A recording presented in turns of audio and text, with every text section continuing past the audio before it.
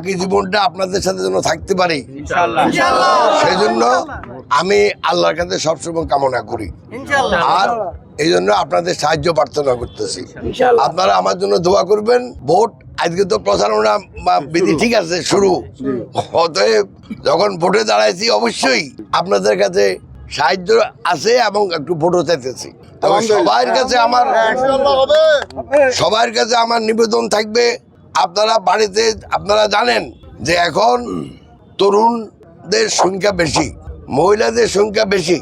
সবাই যদি নিজ নিজ বাড়িতে গিয়া এবং বাড়ির আশেপাশে যদি দয়া করে আপনারা আপনাদের ছেলেদের যারা লেখাপড়া করে বা লেখাপড়া করে না এবং যারা মহিলা ভোটার আছে, আমাদের বাড়িতে মা চাচি বোন আছে, তাদেরকে যদি দয়া করি একটু বলেন তাহলে এটা খুবই উপকার হবে।